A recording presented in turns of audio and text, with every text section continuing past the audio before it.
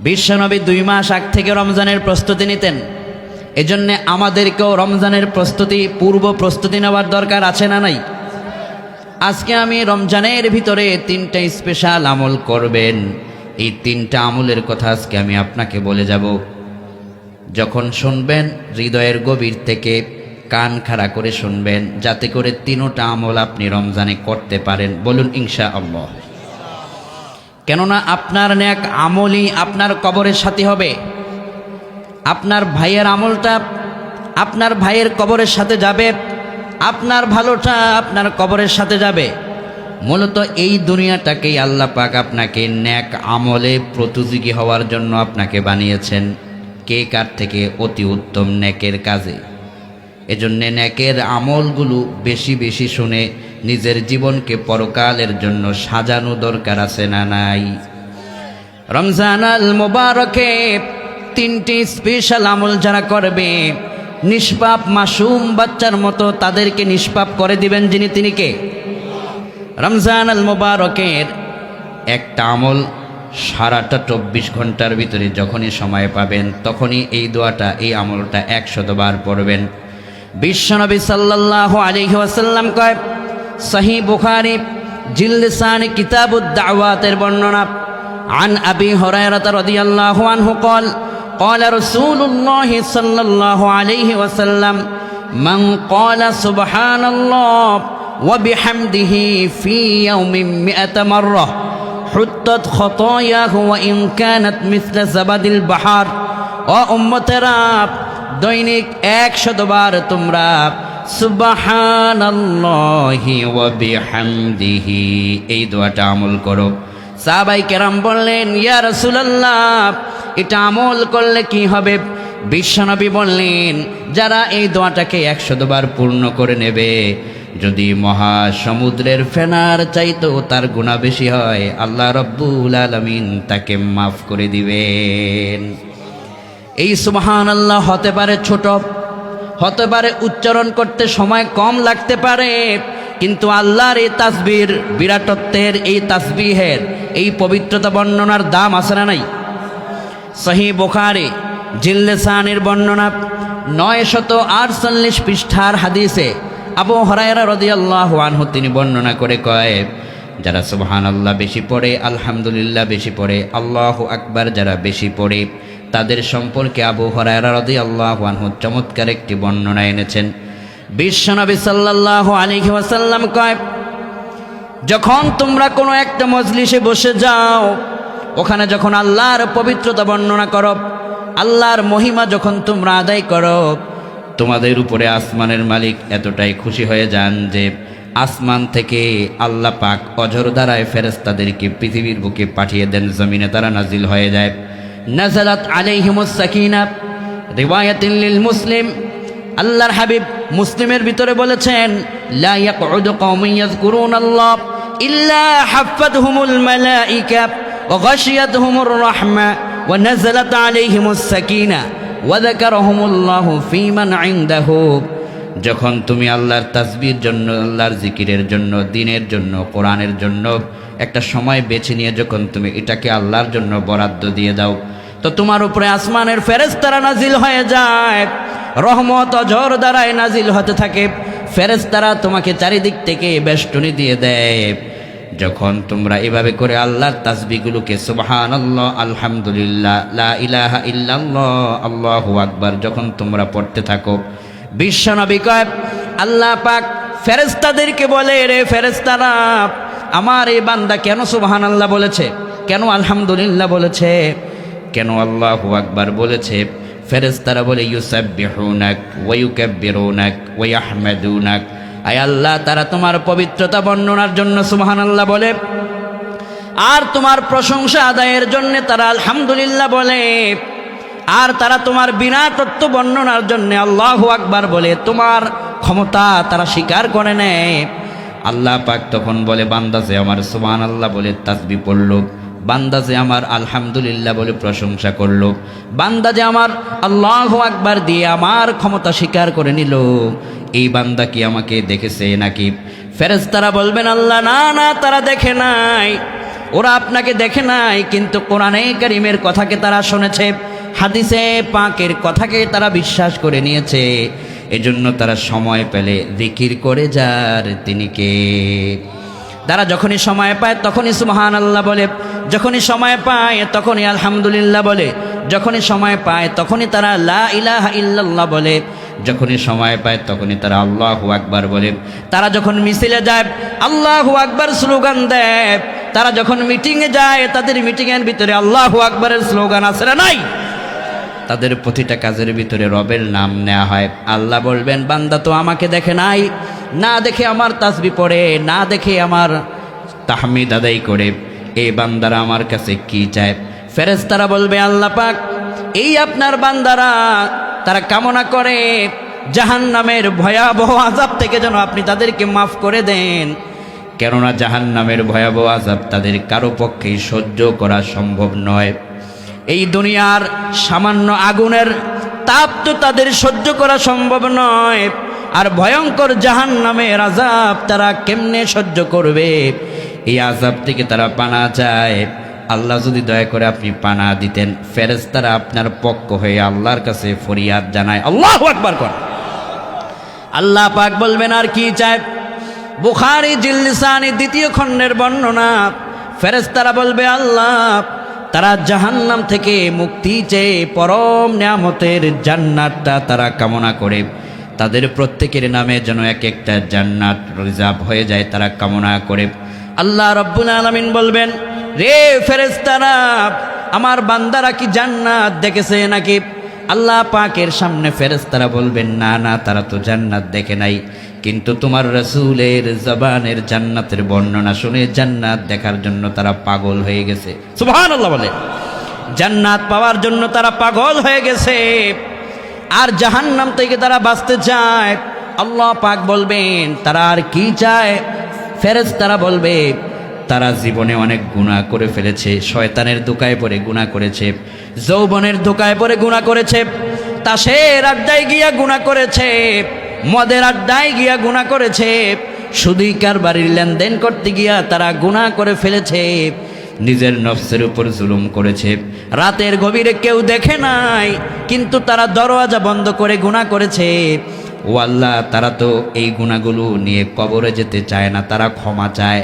এই জন্য তারা আপনার তাসবিহ পাঠ করে সুবহানাল্লাহ বলে, আলহামদুলিল্লাহ বলে, আল্লাহু আকবার বলে বলে আপনার তারা বিরাটত্ব স্বীকার করে নেয়, তাসবিহ স্বীকার করে নেয়।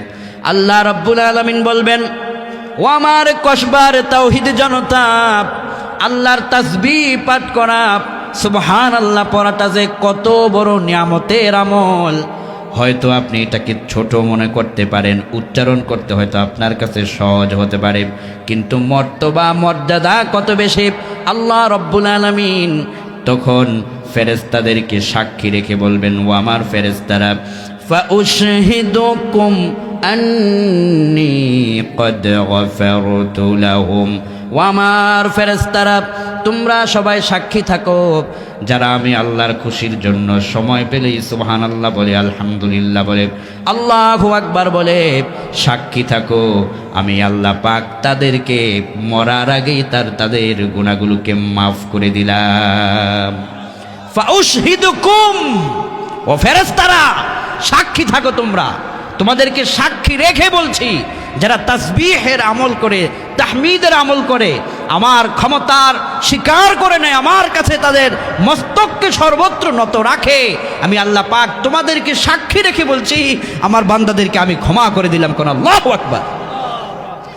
এজন্য রমজান আল মুবারকের ভিতরে শুধু ঘুমায় ঘুমায় সময় নষ্ট করে দিবেন না। সাহারি খেয়ে একটা ঘুম দেয়, 12টা বাজে ঘুম থেকে জাগে, মাঝখানে ফজর খেলাম, এরকম আছে না নাই? যখন সাহারি আদায় করবেন ফজরের সালাতের আগে তাহাজ্জুদের সময় 2 রাকাত তাহাজ্জুদ সালাত আদায় করে নেবেন। এরপরে ফজরের আজান হলে মসজিদে গিয়ে বা জামাত ফজরের সালাতটা আদায় করবেন। এরপরে হালকা একটু কোরআন তেলাওয়াত করে রেস্টে গেলে পরে সকাল 8টা-9টা যখন উঠবেন, আপনার তাহাজ্জুদও হলো, সাহারিও হলো, ফজরের জামাতও ঠিক থাকলো। আর মাঝখানে যেই সময়টা পাবেন ওই সময়ের ভিতরে আল্লাহর তাসবিহ আদায় করার দরকার আছে না নাই? যখনই সময় পাবেন দৈনিক নিম্নে যেন 100 বার এটা পূর্ণ হয়, সুবহানাল্লাহি ওয়া বিহামদিহি। বলেন সবাই সুবহানাল্লাহি ওয়া বিহামদিহি। আমলটা আমরা পারি তো সবাই? দোয়াটা সবাইকে আমরা পারি? বলেন আমার সাথে সুবহানাল্লাহি ওয়া বিহামদিহি। রমজান আল মুবারকে যখন এটা আপনি আমল করে আল্লাহর তাসবিহ পড়বেন, আল্লাহ আপনার উপরে এতটাই খুশি হবেন, খুশি হবার পরে ফেরেশতাদেরকে সাক্ষী রেখে যে পাহাড় পরিমাণ গুনাহ করেছেন, গুনার বোঝা আল্লাহ মাফ করে দিবে। এজন্য আমার ভাইয়ারা, হযরতে বাদশাহ সুলাইমান আলাইহিস সালামের একবার সুবহানাল্লাহর একটি বর্ণনা তাম পৃথিবীকে কাঁপায় তুলেছে। কৃষক সুলাইমান আলাইহিস সালাতু ওয়াস সালামের তক্তা আসমানে উড়াটা দেখেছেন। আপনারা জানেন সুলাইমান পয়গম্বর শুধু তিনি নবী ছিলেন না, আল্লাহ তাকে দুনিয়ার রাজত্ব দিয়েছিলেন, বাদশাহী দিয়েছিলেন, এবং তাকে এমন ক্ষমতা দিয়েছিলেন একটা কাঠের চেয়ারের ভিতরে তিনি বসবেন, কাঠের কুরসির ভিতরে তিনি বসবেন। এই চেয়ারটা আসমানের ভিতরে প্লেনের মতো উড়ে তামাম দুনিয়া ভ্রমণ করত, কোনো ইঞ্জিনের প্রয়োজন হতো না, প্লেন আসমানের উপরে প্লেনের মতো উড়ে বেড়াতো। কোন আল্লাহু আকবার। কেবিন ক্রু নাই, এয়ার ক্রু নাই, ইঞ্জিন নাই, পাইলট নাই। সুলাইমান পয়গম্বরের তক্তাকে আসমানে প্লেনের মতো টেক আপ করিয়ে দিয়েছেন যিনি, তিনি কে? সে আল্লাহ আজও আছে না নাই? সুলাইমান পয়গম্বর একবার তিনি তার তক্তার উপরে বসলেন, এই তক্তা আসমানের মধ্যে উঠতে লাগলো। জমিন থেকে একজন কৃষক সুলাইমান পয়গম্বরের এই তক্তা আসমানে উঠতে দেখে মনের অজান্তে একবার বলে ফেললেন সুবহানাল্লাহ। কি বললেন? সুবহানাল্লাহ। সুলাইমান পয়গম্বরের কাছে আল্লাহ ওহী নাজিল করলেন, রে সুলাইমান, তুমি এখন দুনিয়া ভ্রমণ করার সময় নাই, তুমি জমিনের ভিতরে ল্যান্ড করো। এই কৃষক যে একবার সুবহানাল্লাহ বলল, তার পুরস্কারটা জানায় দাও। আল্লাহু আকবার। সুবহানাল্লাহ বললে যে আপনার মর্যাদা কত বেড়ে যায়, আপনার ইজ্জত যে কত বেড়ে যায়। সুলাইমান আলাইহিস সালাম সেদিন অবাক হয়েছিলেন। জমিন থেকে তার কুরসিকে, তার চেয়ারকে ল্যান্ড করার জন্য আদেশ করলেন। তার চেয়ার জমিনে অবতরণ করতে শুরু করলো। জমিনের কাছাকাছি গিয়া বাদশাহ সুলাইমান আলাইহিস সালাম ওই কৃষককে সালাম দিলেন, ও কৃষক, তুমি আমার চেয়ারের দিকে তাকিয়ে একটু আগে সুবহানাল্লাহ বললা, কারণটা কি আমাকে জানাও। কৃষক সরল মানুষ কয়, ও সুলাইমান পয়গম্বর, শুনেছি আপনি আল্লাহর পয়গম্বর, আর এই বাদশাহের ক্ষমতা আল্লাহ আপনাকে দিয়েছেন, কিন্তু আমার হৃদয়ের সবচাইতে বড় বিশ্বাস হলো এটা, এই চেয়ার, এই কুরসিতে আসমানে প্লেনের মতো উড়ে, এটা আপনার কোনো নিজস্ব ক্ষমতায় উড়ে না, বরং আমার মহান আল্লাহ রব্বুল আলামিনের ক্ষমতায় উড়ে। আমার আল্লাহ যে কত মহান, আমার আল্লাহ যে কত ক্ষমতাবান, আমার আল্লাহ যে সুবহান, আমার আল্লাহ যে দোষ ত্রুটি থেকে মুক্ত, আমার আল্লাহ যে মহান, আমার আল্লাহ যে পুত পবিত্র। এই জন্য আমি এই চেয়ারের দিকে তাকাইয়া স্বীকার করে নিলাম, আল্লাহ, এই তক্তাকে তুমি যে আসমানে উড়াবার ক্ষমতা রেখেছ, তোমার মতো পবিত্র আর কেউ নাই। তাই আমি আমার আল্লাহকে ধন্যবাদ দেওয়ার জন্য মনের গভীর থেকে সুবহানাল্লাহ বলে তার তাসবিহ পাঠ করলাম। আল্লাহু আকবার কর। সুলাইমান আলাইহিস সালাম কয়, ও আল্লাহর বান্দা শোনো, তুমি জমিনের কৃষক হতে পারো, কিন্তু আল্লাহ রব্বুল আলামিন আজকে তোমাকে দুইটা সারপ্রাইজ দিয়েছেন। এক নম্বরে আমি নবীকে আদেশ করেছেন যেন তোমাকে আজকে আমি নিজে সালাম দেই, আমি নবী হয়ে তোমাকে আজকে সালাম দিলাম।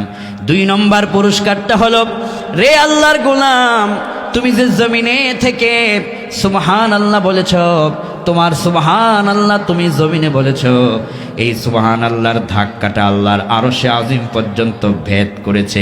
আল্লাহ রাব্বুল আলামিন জানিয়েছেন, এই কৃষক একবার যে মনের অজান্তে সুবহানাল্লাহ বলল, এই সুবহানাল্লাহকে যদি এক পাল্লায় দেয়া হয়, তামাম দুনিয়া যদি অপর পাল্লায় দেয়া হয়, তো এই কৃষকের একবার সুবহানাল্লাহর ওজন আমার আল্লাহর কাছে তামাম দুনিয়া থেকে বেশি ভারী হয়ে যাবে। যখনই সময় পাবেন, কাজে আছেন, সুবহানাল্লাহর জিকির দিলের ভিতরে রাখার দরকার আছে না নাই? মাঠে কাজ করতেছেন, অফিসে আছেন, নানান কাজে আছেন, হাতে কাজ করতেছেন, আপনার জবানটা তো এই মুহূর্তে ফ্রি আছে। মনে মনে সুবহানাল্লাহ, আলহামদুলিল্লাহ, লা ইলাহা ইল্লাল্লাহ, আল্লাহু আকবার, এই আমলগুলো করতে থাকুন। মনে রাখবেন, আমি আলোচনার শুরুতে বলেছিলাম যে আপনার কবরে আপনার ভাইয়ের ধন সম্পদ, আপনার ধন সম্পদ কিছুই যাবে না। এই দুনিয়াতে আল্লাহ পাঠিয়েছেন নেক আমলের ভিতরে কে কার থেকে এগিয়ে, এটা পরীক্ষা করার জন্য, ঠিক কিনা কোন? এখানে আমরা যারা আছি পরীক্ষাটার জন্য আল্লাহ পাঠিয়েছেন। এই দুনিয়ার চাকচিক্য দেখে, দুনিয়ার এই সুন্দর শোভা, এগুলো দেখে আপনি কবরে চলে যাবেন, এই জন্য আপনাকে দেওয়া হয় নাই। এই দুনিয়ার পিছনে পড়ে আখেরাত ভুলে গেলেন, মন চাহে জিন্দেগি গঠন করলেন, নামাজ মনে চাইলে পড়লেন, না হয় ছেড়ে দিলেন, তওবা মনে চাইলে করলেন, না হয় করলেন না। এর জন্য দুনিয়া দেওয়া হয় নাই। দুনিয়া আপনাকে কি জন্য দেওয়া হয়েছে আল্লাহ পাক বলছে। রাব্বুল আলামিন বলেন, তাবারাকাল্লাযী বিয়াদিহিল মুলকু ওয়া হুয়া আলা কুল্লি শাইইন কাদির الذي خلق الموت والحياة ليبلوكم أيكم أحسن عملا। একমাত্র বরকত যার হাতে, তিনি কে? সকল বিষয়ে ক্ষমতাবান যিনি, তিনি কে? ক্ষমতার উৎস যিনি, তিনি কে? নাকি ক্ষমতার উৎস জনগণ? যারা বলে ক্ষমতার উৎস জনগণ, তাদেরকে বলেন 1 সেকেন্ডের ভূমিকম্পের মোকাবেলা কইরা দেখাও, পারবে? ক্ষমতার উৎস জনগণ নয়, ক্ষমতার একমাত্র মালিক আমার আল্লাহ, কোন ঠিক কিনা? আল্লাহ কয়, শোনো, আল্লাযী খালাকাল মাউতা ওয়াল হায়াতা লিয়াবলুয়াকুম আইয়ুকুম আহসানু আমালা। হায়াতটা তোমাকে দেওয়া হয়েছে এই জন্যে যাতে করে তোমরা একে অপর থেকে নেকের কাজে পরীক্ষা করে এগিয়ে থাকতে পারো।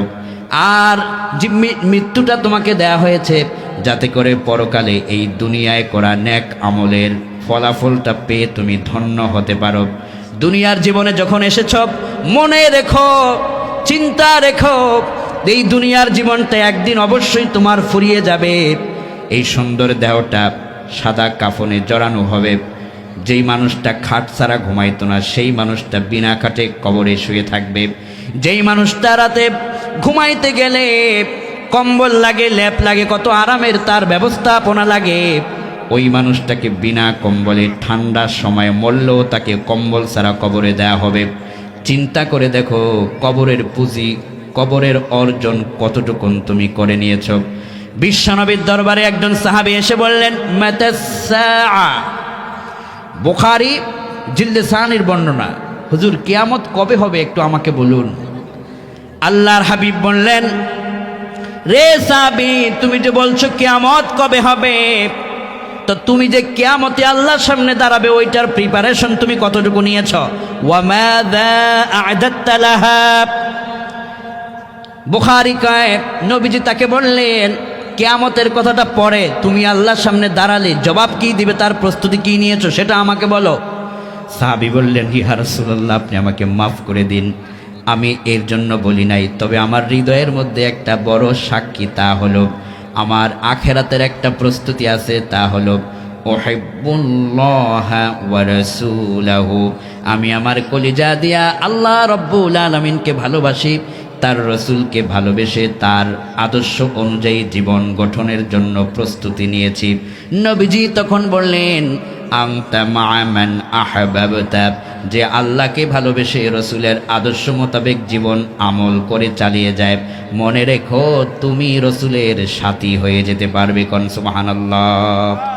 নেক আমলের মাধ্যমে রসুলের সাথী হতে হবে, নেক আমলের মাধ্যমে কবরটাকে সুন্দর করতে হবে। এখানে আমরা যারা আছি, বিবেক দিয়ে আমাকে জবাব দিন, মরে গেলেন কোটিপতি, শিল্পপতি, প্রাইম মিনিস্টার, প্রেসিডেন্ট মরে গেল, কবরের ভিতরে প্রেসিডেন্ট মরেছে, তার কোনো কর্মী কবরে একদিনের জন্য সাথী হয়েছে, পৃথিবীর ইতিহাসে এমন কোনো ঘটনা আছে? কেউ কি মরলে, কোনো প্রেসিডেন্ট মরলে তার কবরে, কোনো মন্ত্রী মরলে তার কবরে, কোনো প্রধানমন্ত্রী মরলে তার কবরে সাথী কি একজনও হবে? এখানে আমরা যারা আছি, আমাদের সাথী কি কেউ হবে? দুনিয়ার জীবনে সাথী ছাড়া কি কেউ চলতে পারে? দুনিয়ার জীবনে সাথী ছাড়া চলা যায় না। তো এবার এটা আপনি ভেবে দেখেন, কবরের ভিতরে একা একা আপনি কি করে থাকবেন? সাহাবাই কেরাম বললেন, ইয়া রাসূলুল্লাহ, কবরে ভাই যায় না, বন্ধু যায় না, কেউ কবরে সাথী হয় না, তো কবরের ভিতরে সাথী হওয়ার কোনো সারপ্রাইজ উম্মতের জন্য রেখেছেন কিনা? আল্লাহর হাবিব বললেন, রে উম্মতেরা, কবরে তোমাদের সাথী হওয়ার জন্য একটা সারপ্রাইজ আমি দিয়ে গেলাম, তা হলো হিয়াল মানিআতু হিয়াল মুনজিয়াতু তুনজিহি মিন আযাবিল কবর। আল্লাহর কোরআনে কারীমকে বন্ধু বানাও, কোরআনে কারীমকে তিলাওয়াত করো, কোরআনে কারীম যারা পড়বে, কোরআনে কারীমকে যারা বন্ধু বানাবে, যখন সে কবরে শুয়ে যাবে, কবরে একা যাবে, কিন্তু কবরে গিয়ে দেখবে আল্লাহর কোরআন তার কবরের সাথী হয়ে গেছে, আর আযাব থেকে এই কোরআন তাকে বাঁচায় দিবে। কোন সুবহানাল্লাহ। সুতরাং নেক আমলের মাধ্যমে কবরের প্রস্তুতি নিন, সাথী জোগাড় করুন। এই রমজান অত্যন্ত গুরুত্বপূর্ণ। রমজানের ভিতরে ঘুমিয়ে শেষ করবেন না, রমজানের ভিতরে শুধুমাত্র ইফতারের আয়োজনেই সময় শেষ করবেন না। রমজানের ভিতরে ঈদের আগে যে মানুষ কতবার ফরজ নামাজ ত্যাগ করে শুধু শপিং মলটা করার জন্য, এই ভুলটা আমাদের কসবাতে হয় কিনা? ঈদ মাত্র বাকি আছে 2 দিন, সালাতুত তারাবিহে মুসল্লি নাই, ইশার সালাতে মুসল্লি নাই, গিয়ে দেখি সব মুসল্লি শপিং মলে। ঠিক কিনা কোন? এটার থেকে নিজেকে বাঁচাতে হবে। ওই শপিং মল তোমাকে নাজাত দেবে না, ওই তোমার মার্কেটিং তোমাকে নাজাত দেবে না। এমনও তো হতে পারে শপিং করেছ, মার্কেট করেছ, লক্ষ টাকার ড্রেস আপ ক্রয় করেছ, সকালবেলায় ঈদের নামাজের আগে তোমার মরণ হয়ে গিয়েছে।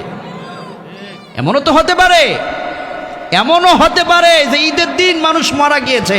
আমি তো এমনও শুনেছি ঈদের দিন সকালের ফজরের আগে মাইকে বলা হচ্ছে একটি সুখ সংবাদ, ঈদের দিন বলা হচ্ছে, আমি শুনেছি নিজে। সেটা তো তোমারও হতে পারে, আমারও হতে পারে।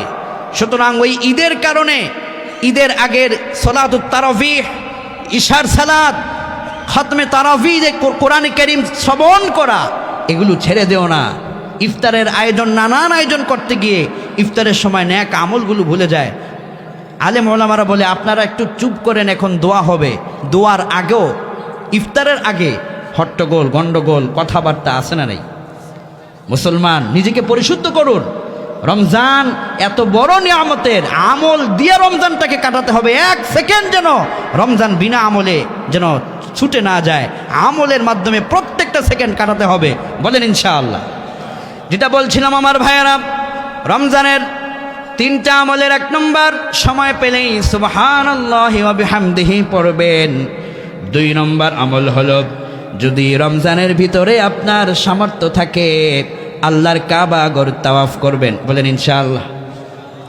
বিশ্বনবী কয়, কেউ যদি রমজানুল মুবারকে পবিত্র কাবা মুআজ্জামা মাতাফে ঘুরে ঘুরে তাওয়াফ করে, আল্লাহর কাবা ঘর তাওয়াফ যদি করতে পারে, তো মনে রাখো এই লোকটা যেন জীবিত অবস্থায় স্বয়ং নবীজির সঙ্গেই কাবা ঘর তাওয়াফ করলো। বিশ্বনবী কয়, ও উম্মতেরা, মান হাজ্জা লিল্লাহি ফালাম ইয়ারফাস ওয়ালাম ইয়াফসুক রাজাআ কায়াউমি ওয়ালাদাতহু উম্মুহু। রে উম্মত, যদি তুমি আল্লাহর কাবা ঘর তাওয়াফ করতে পারো, সাফা মারওয়া সাই করতে পারো, আল্লাহর এই কাবা ঘর তাওয়াফ করে তুমি যখন হজ আদায় করেছ, উমরা আদায় করে নিয়েছ, এই কাবা ঘর, কাবার প্রান্ত থেকে যখন তুমি বেরিয়ে আসবে, নবীজি কয়, মায়ের পেট থেকে একটা ছোট্ট বাচ্চা যেভাবে পৃথিবীতে নিষ্পাপ হয়ে ফিরে আসে, আল্লাহর কাবা ঘর তাওয়াফ করে লোকটা ঠিক এমনই ভাবে নিষ্পাপ হয়ে তার বাড়িতে ফিরে আসে। কোন সুবহানাল্লাহ। এই কাবা মুআজ্জামায় হাজরে আসওয়াদ আছে না নাই? আমি যখন জীবনের প্রথম হাজরে আসওয়াদ চুমু খেয়েছি, আলেম ওলামারা আপনারা জানেন, হযরতে ওমর বিন খাত্তাব রাদিয়াল্লাহু আনহু হাজরে আসওয়াদকে চুমু খেতে গিয়ে বলেছিলেন যে, হযরে আসওয়াদ, তোমাকে আমি চুমু খেতাম না, তোমাকে আমি চুমু খেচ্ছি কারণ তোমাকে নবীজি চুমু দিয়েছেন, আর তোমার এখানে চুমু খেলে পরে তুমি গুনাহগুলোকে টেনে নেওয়ার ক্ষমতা রাখো। হযরত ওমর তিনি বললেন, এই হাজরে আসওয়াদকে চুমু খেলেন। আমি আমার জীবনে যখন সর্বপ্রথম হাজরে আসওয়াদ চুমু খাই, সেদিন আমি বুঝতে পেরেছি সত্যি এই পাথরে আল্লাহ পাক অলৌকিক একটা ক্ষমতা দিয়ে রেখেছেন। মনে হচ্ছে যেন দুই ঠোঁট থেকে টেনে টেনে গুনাহ নিয়ে যাচ্ছে, নিজে টের পেয়েছি। আল্লাহু আকবার। হাজরে আসওয়াদের পরে মাকাম ইব্রাহিমে 2 রাকাত সালাত আদায় করবেন। এরপরে যখন কাবা মুআজ্জামা থেকে বেরিয়ে যাবেন, জমজমের পবিত্র পানি আপনার জন্য নির্ধারণ করা হয়েছে। নবীজি বললেন, এই পৃথিবীতে মহা নিয়ামতের কোনো মহা ঔষধ যদি থেকে থাকে তা হচ্ছে জমজম। যদি কোনো একটা মানুষ রোগী থাকে, যদি ঔষধ সে নাও খায়, আল্লাহর কাছে এটাকে ঔষধ বানায় খায়, তো তার রোগটাকে ভালো করে দিতে পারেন যিনি, তিনি কে? আমার একজন হাজী সাহেব এই পায়ের সামনে হঠাৎ করে ধাক্কা লেগে কেটে গিয়ে ব্লাড ঝরেছে। তো এই সময় এই মক্কা শরীফে লক্ষ লক্ষ মানুষ, ডক্টর পাবে কোথায়?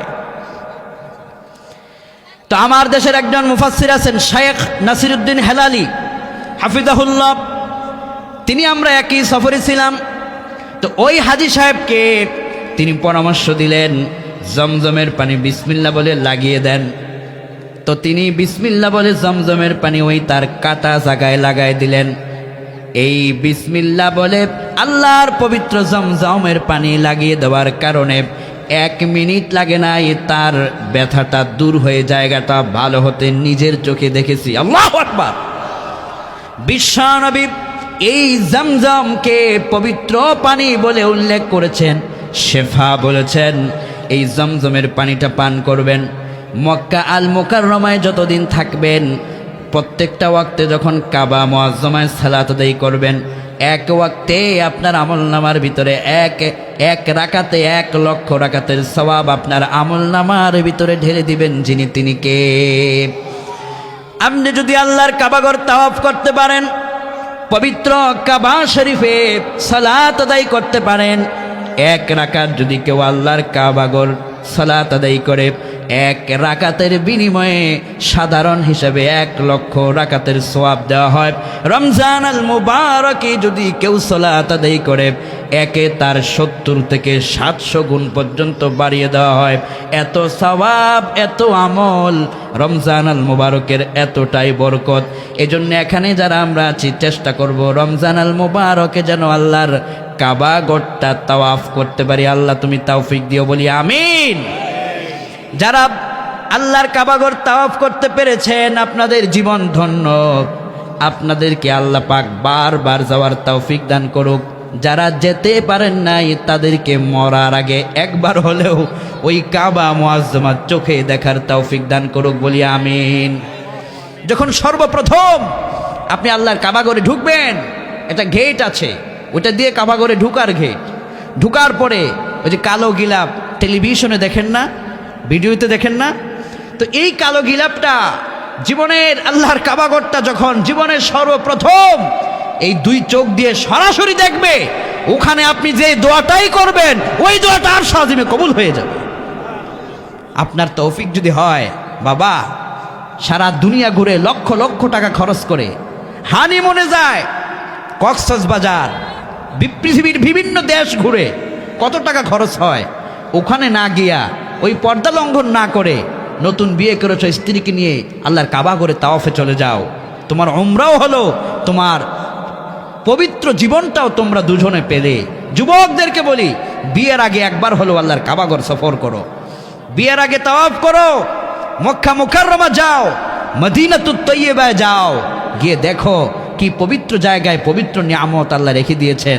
আমরা এখানে যারা আছি, আল্লাহ আমাদের প্রতিটি যুবকের প্রতিটি হৃদয়ের প্রতিটি স্বপ্ন আর দোয়া তুমি তোমার দরবারে মঞ্জুর করে নাও, বলি আমিন। রমজান আল মুবারকে আল্লাহ পাকের পবিত্র কাবা ঘর যেন আমরা তাওয়াফ করতে পারি, আল্লাহ তুমি তৌফিক দিও, বলি আমিন। রমজান আল মুবারকের যখন আল্লাহর পবিত্র কাবা ঘর তাওয়াফ শেষে মদিনা মুনাওয়ারার দিকে আপনি রওনা হয়ে যাবেন, বিশ্বনবী সাল্লাল্লাহু আলাইহি ওয়াসাল্লামের রওজা মুবারক যেখানে রাখা আছে, হুজুরের যেই জায়গাটা পবিত্র ঘর ছিল হযরতে আয়েশা সিদ্দিকা রাদিয়াল্লাহু আনহার, এই ঘর থেকে নবীজির পবিত্র মিম্বার শরীফ মাঝখানের জায়গাটাকে জান্নাতের টুকরা বানায় দিয়েছেন যিনি, তিনি কে? এটাকে বলা হয় রিয়াজুল জান্নাহ। রিয়াজুল জান্নাতে যারা গিয়েছেন আপনারা দেখেছেন একটা আলাদা জান্নাতি সুঘ্রাণ অল টাইম সেখানে থাকে। আমি পুলিশকে জিজ্ঞেস করেছি, তোমরা কি সেখানে কোনো প্রকারের আতর ইউজ করেছ? পুলিশ বলেছে লা লা, কোনো আতর দেওয়া হয় নাই। অটোমেটিক আতর না দিলেও এই বাগান থেকে একটা জান্নাতি সুঘ্রাণ ছড়িয়ে যায়। আল্লাহু আকবার। যারা গিয়েছেন আপনারা দেখেছেন রিয়াজুল জান্নাতে যারাই যায় একটা আলাদা সুঘ্রাণ, আলাদা একটা প্রশান্তি পায়। সুবহানাল্লাহ বলেন। মুসলিমের বর্ণনায় বিশ্বনবী কয়, মা বাইনা বাইতি ওয়া মিম্বার রাউদাতুম মিন রিয়াদিল জান্নাহ ওয়া উম্মতানা, আমার যেই ঘর, এই ঘর থেকে মিম্বরের মাঝখানের জায়গাটা দুনিয়ার কোনো জায়গা নয়, এটা হচ্ছে জান্নাতের টুকরা। এই রিয়াজুল জান্নাতের ভিতরে সালাত যারা আদায় করতে পেরেছে কপালওয়ালা, সৌভাগ্যবান। রিয়াজুল জান্নাতের ভিতরে যেন আল্লাহ আমাদের সবাইকে নামাজ আদায় করার তৌফিক দান করে, আমরা বলি আমিন। বিশ্বনবীর রওজা মুবারকের সামনে দাঁড়ায় যখন আপনি সালাম দিবেন, আপনি যেখানে দাঁড়িয়ে সালাম দেন তার পাশেই নবীজি শুয়ে আছেন। এর চাইতে সৌভাগ্য আর কি হতে পারে? আল্লাহর কাছে দোয়া করে, আল্লাহ আমরা এখানে যারা আছি মরার আগে যেন একবার হলো নিজের পায়ে হেঁটে হেঁটে, অন্যের সাহায্য ছাড়া নিজের শক্তি নিজের পায়ে হেঁটে হেঁটে সুস্থ অবস্থায় পবিত্র মদিনাতুত তয়্যিবা নবীজির রওজা মুবারকে গিয়ে যেন সালাম সরাসরি দিতে পারি, তৌফিক দান করে দিও কোন আমিন। মসজিদে নববীতে এক রাকাত সালাত পড়লে 50,000 রাকাত সালাতের 50,000 রাকাতের সমান সওয়াব আপনার আমলনামায় এক রাকাতে দিয়ে দিতে পারেন যিনি, তিনি কে? মসজিদে কুবা আছে সেখানে মদিনা মুনাওয়ারায়, বিশ্বনবী নিজে সেই মসজিদকে নির্মাণ করেছেন।